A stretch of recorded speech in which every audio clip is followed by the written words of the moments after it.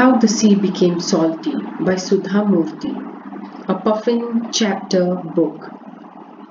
Chapter 1. A long, long time ago, seawater was sweet and drinkable. How it became salty is a remarkable story. Sridhar was an orphan. He stayed with his brother Keshav and his sister-in-law Leela. While Keshav was quiet and kind, Leela was mean and selfish. She resented Sridhar staying with them. She would not give him enough to eat, made him work very hard, and found many ways to trouble him. Keshav could never gather the courage to stop his wife from treating his brother so badly. One day, Leela told Sridhar to get firewood. Obediently, he went to the nearby forest with his axe and chopped some wood. Then he bundled the sticks and returned, just as it was getting dark. On seeing him, Leela shouted, "Look how late you are! What took you so long?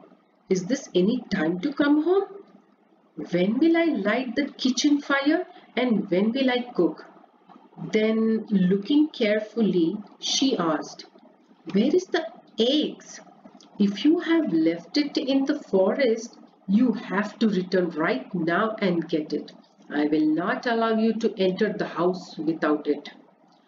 Poor Sridhar had to walk back into the forest in the dark.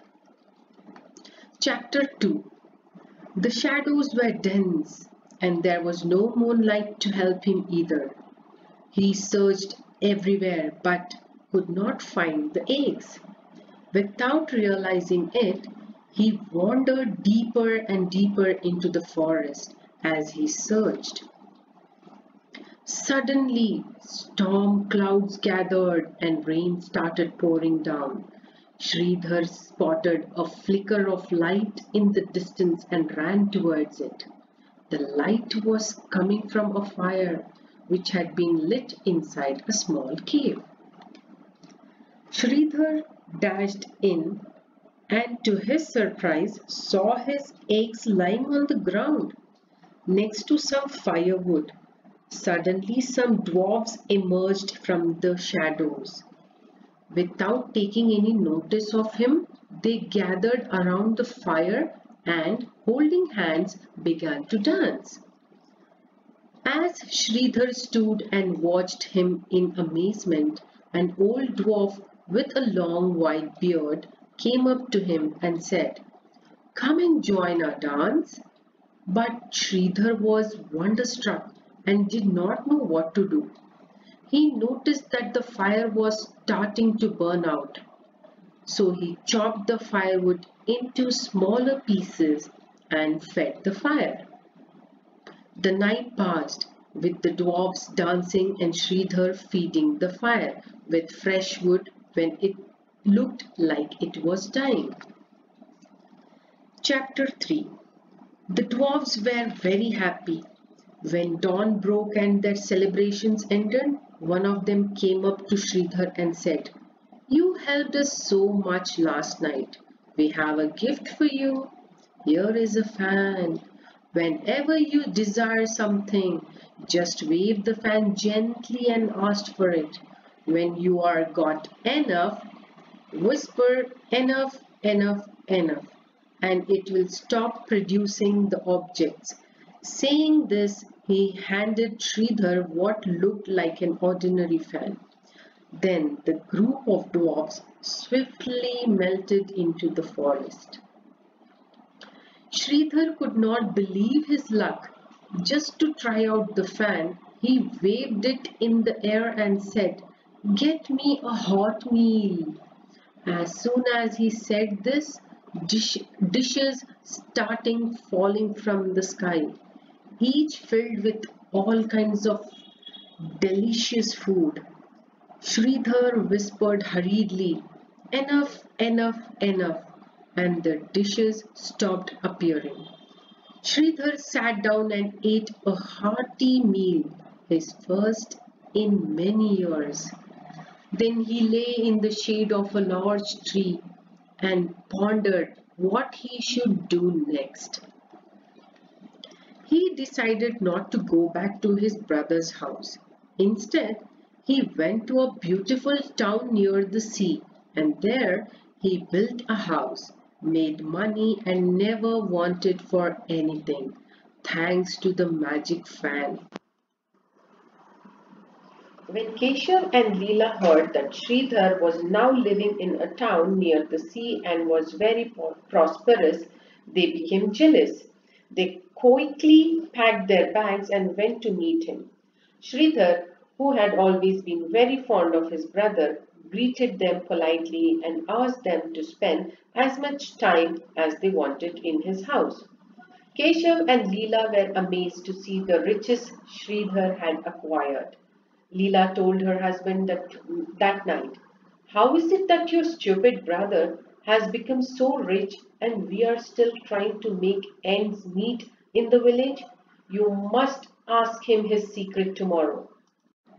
The next day, when Keshav questioned him, Sridhar told him, "Oh, I just got lucky. I was presented with a magic fan. When I wave it and ask for what I want, the fan produces it out of thin air. When I have enough..." Keshav did not have the patience to hear anymore. "That's nice," he said. "May God bless you." Then he ran to tell Leela the story, whose greedy eyes glittered when she heard it.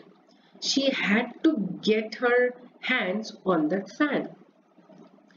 That night, when everyone was asleep, she made Keshav creep into the room where the fan was kept and steal it.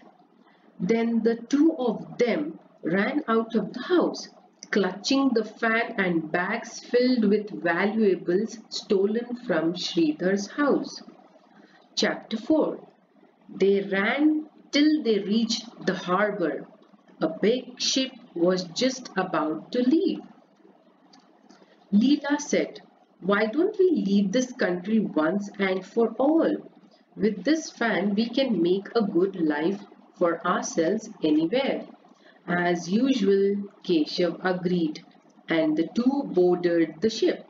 Seeing them, the captain asked, "Are you two new around here? Who are you?" Quickly, Leela answered, "My husband is a salt merchant. We are going to other countries to try and sell salt there. Our bags contain only salt." At lunchtime the next day, the cook of the ship came and complained to the captain, "My new helper boy left the sack of salt at the harbour. We are without any salt in the kitchen. How will I serve food to the passengers?" The captain immediately remembered the salt merchant on his ship. "Don't worry," he told the cook. "I will get some salt for you." Then he went to Keshav and said, "If you don't mind, can we buy one sack of salt from you for the ship's kitchen?" Keshav had to say yes. He and Leela went to a corner of the ship and waved the fan. "Give us salt," they said. Immediately, sacks full of salt started falling from the sky. But the couple did not know how to stop the magic fan. "Stop!" they yelled. Still the sacks kept falling. "Cease! Halt! Discontinue!" they shouted. But they never got the right words. Enough, enough, enough. Thousands of sacks of salt fell from the sky. The ship overturned and sank. The salt spilled into the sea. It rained salt sacks for many, many days till the dwarfs heard about it and used their magic to make the fan stop. But by then the sea was full of salt. which had all dissolved in the water, and the sea remained salty forever after.